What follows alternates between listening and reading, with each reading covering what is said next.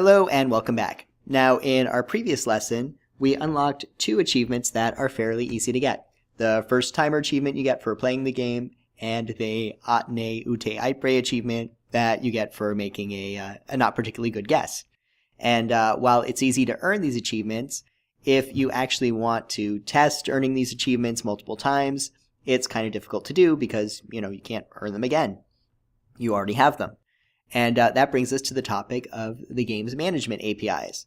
Now, as you recall, we provide a lot of REST endpoints for you to unlock achievements or increment achievements or submit scores to leaderboards and so on and so forth. We also provide a set of restricted endpoints that allow you to, for instance, remove a player's scores from the scoreboard or hide a particular player who's, potentially a cheater from appearing in the public leaderboard. Or in this particular case, we give you the ability to reset an achievement to its original state. Now, these management APIs are very powerful, and you don't want them falling into the wrong hands. And so the one restriction around them is that they can only be called in your application by people you have listed as testers. So remember, if we go back here to the developer console and we click on this little testing link, only the people who are added here will be able to make these calls, which, if you think about it, kind of makes sense. You don't want your average player to be able to, reset their achievements. They would probably be very mad if, somehow they accidentally did that. And so in my case, because I am testing with my development account, I will be able to make these calls pretty easily. Now, how do we make these calls? If you've been investigating the library at all, or viewing the documentation, or playing around with the autocomplete, you might notice that we have a couple of pretty nifty functions. Let me go into my achievement manager here. For instance, once you have a GPG achievement, you can actually call, we'll call unlock me, reset achievement with completion handler. And this would make a call to our management APIs and say, hi, please reset this particular achievement for this player. And the results will be passed back in this completion handler. Similarly, we also have a class method, GPG achievement, reset all achievements with completion handler. And this does the same thing, except that it basically resets all achievements for the player. And, this seems like this is pretty useful, right? You can kind of, I could hook up a button within my app maybe called QA debugging that brings up another view controller that has a few buttons that, would link to a reset all achievements method and a reset my scores, leaderboards method and so on and so forth. There's just one tiny little problem, which is that these calls don't work right now. The team knows about it. They have promised me that there will be a fix in an upcoming version of the library. However, that's not available here for my screencast, and that makes me sad, but only a little sad, because you know what? We can still make these calls the old-fashioned way by directly accessing the REST endpoints. So let's do that. This will be kind of a fun little, refresher course on how to make these REST calls. So first thing, let's delete this. Keep our code nice and tidy. Now, the first thing we're going to need to do is get our access token to make this call. And so I can go back into my game view controller, my intro view controller here. And you'll notice this is where, I commented out this section where I blog, hey, here's our auth object. But let's go ahead and get our access token back so we can make some calls outside of our game.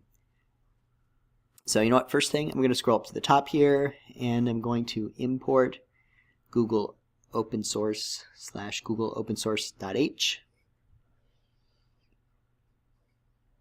And now I'm going to go down into here, and if there's no error, nslog, our access token is this string.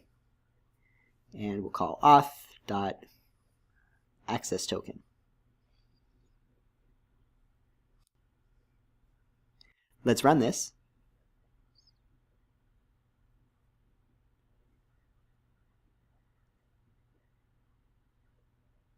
And you can see right here in our console, I now have an access token that I can use. So I'm going to copy this. And the next thing I'm going to do is bring up my terminal, or iTerm, And I'm going to make a curl call. So if you're on an OS X device, it's Linux based, and so you have this nifty little utility called curl that allows you to basically access pages or other resources over HTTP directly. So I'm going to do this. I'm going to curl HTTPS googleapis.com/game/v1/players/me/achievements. And our access token, oops, sorry, it should be access token, there we go, equals this thing. And here we have a list of our achievements and their current status. We've got a couple that are unlocked, one that's revealed but not earned, and another that's revealed but not earned, but we've made some steps towards completing it. This one is very clearly our Sent to Guesser achievement. By the way, in case you're wondering, wait, how did I know, what this giant URL is? It's in our documentation. So if you were to go to developers.google.com/game/services, you can go to the web here, look at REST API reference, and here's a bunch of calls you can get. So under achievements, achievement list was actually the call that I made, and you can see, here's the URL, game/v1/players, the player ID. In this case, entering me just means the player who is making this call as identified by the access token, and this will list the achievements. Now this is good, but this lesson is really about the management APIs. So we're going to look at this management API reference, and under here, under achievements, we have a couple of methods, reset and reset all. So let's look at this. So if we want to reset a specific achievement, looks like we can do that by making a post call here and passing in some data where our achievement ID equals the achievement ID. It's a string. So now let's pick one that we actually want to reset according to, all right, so this one ending in AE is our Atne Ute Ipre achievement. Yours is probably different, but we can look at this and figure out the call to make. So I'm going to make a curl call. Let's move that over. Okay. To HTTPS www.googleapis.com/game/v1 management. Again, that's v1 management, not v1, /achievements / and it's this thing ending in AE /reset, and our access token equals this thing we had copied and pasted earlier. And then we also need to pass in the same achievement ID, you can see here, as data in our post call. And we can do that just by adding -d achievement ID equals, and then we paste back in this thing. We enter that, and it tells us, oh, okay, looks like that achievement is now hidden. And again, if we were to list our achievements directly, we can see that we now have our revealed, not earned, revealed, incremental, and unlocked, and hidden. And let's look at our reset all. And this one looks even easier. We're just making a call to achievement /reset. So I'm going to, you know what? I can just copy and paste this. Oops. It's giving me a not found error, probably because I did not pass in my access token. Equals. And again, we can paste in this access token that we got from our console. Oh, I guess we're still getting an error. And okay, this is because curl is by default sending this as a get. And if you'll notice, this call is actually a post request. So I think I could force this to be a post just by adding some blank data here. Yeah, there we go. And it sends back, by the way, which achievements have now been reset. So it looks like we had two other achievements, our incremental achievement and our first timer achievement, that have been reset now. And again, if I were to do a quick look at our achievements, we can see they are all now back in their initial state. So let's go back to our app. By the way, if I were to click achievements right now, my guess is, yeah, it's cached this data. It doesn't know that anything's changed yet, so it'll still give us this. Not unexpected.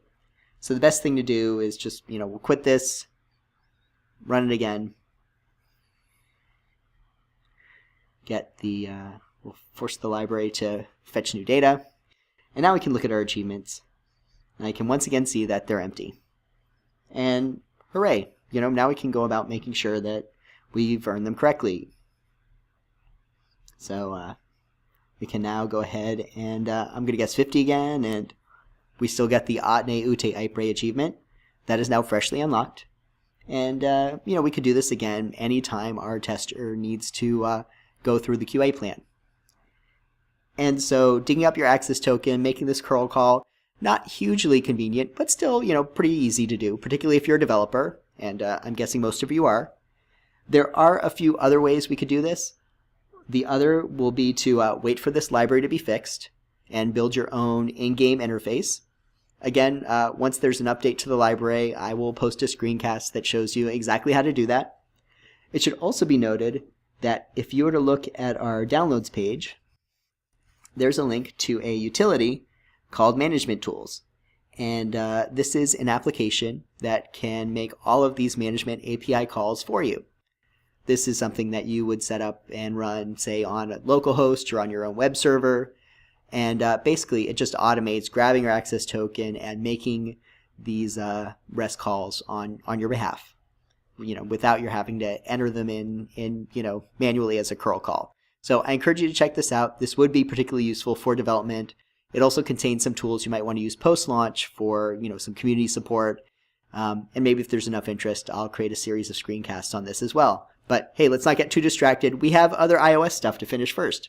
We've gotten our achievements, and we've gotten them working, and we've shown you how to earn them, how to increment them, how to reset them so you can test them again, but we haven't done anything with our leaderboards.